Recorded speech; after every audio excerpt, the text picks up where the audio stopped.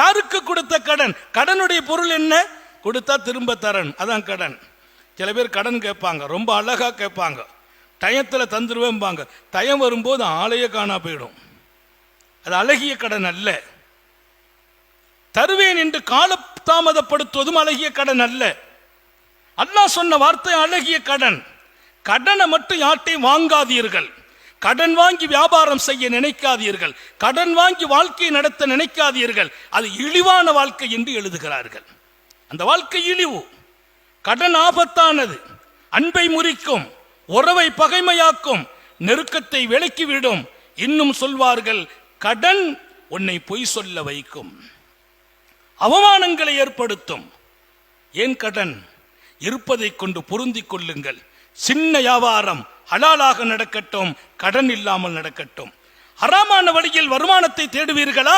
அந்த வியாபாரத்தின் பொருள்கள் உங்கள் பிள்ளைகளுக்கு நரகத்தை தரும் என்றார்கள் ஸல்லல்லாஹு அலைஹி வஸல்லம். இன்னைக்கு ஹராம் மிகைத்திருக்கிறது.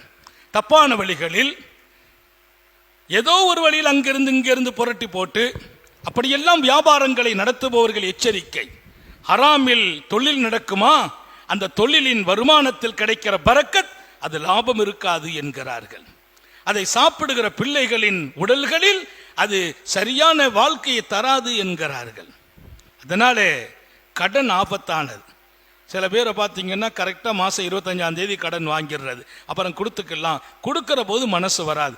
வாங்கின எத்தனை பேர் இன்னும் மனம் இல்லை கொடுப்பதற்கு. நான் சொல்வேன், கடனாளியாக மரணித்தால் உன் ஜனாசாவை கூட நான் தொலை வைக்க மாட்டேன் என்றார்கள் நபிகள் நாயகம். நீ கடனாளியாக மரணித்தால் மன்னரை சுகமாகாது என்றார்கள். ஏன்? அவன் ஏங்கிக் கொண்டிருப்பான். அவன் பணத்திற்கு வழி என்ன? உனக்கு தந்தவனுக்கு என்ன பதில்? அந்த பதிலை நீ மறுமையில் சொல்ல வேண்டும். அல்லாஹ் விடமாட்டான் உன்னை. நாளை மறுமையில் அவன் வருவான், கடனுக்கு பகரம் கேட்பான். அல்லாஹ் அழகிய கடன் உன் அமலை எடுத்து அவனுக்கு கொடுப்பான். அவன் நரகம் போக வேண்டியவன் சொர்க்கம் போவான். சொர்க்கம் போக வேண்டிய அமல் கொண்டு வந்த நீ நரகம் போவாய். ஏன்? நீ அவன் கடனை ஏமாற்றி இங்கே மரணித்ததால் உனக்கு நரகம். எத்தனை கடுமை! நம்ம வாழ்க்கையில் ஒரு முடிவு எடுக்கணும். கடனே வாங்கக்கூடாது. இருக்கிறது கொஞ்சமா இருந்தாலும் அதை கொண்டு போதுமாக்கிக் கொள்கிற வாழ்க்கை. யார்கிட்டையும் போய் கடன் கேட்டால் அது அவமானம், இழிவு. நம்மை கண்டால் விலகுவார்கள். தன்மானத்தை இழந்து வாழாதீர்கள் என்கிறார்கள் ஸல்லல்லாஹு அலைஹி வஸல்லம். கடன் வேண்டாம் என்கிறார்கள் காத்தமுன் நபியின். இங்கே நான் சொல்ல வந்த செய்தி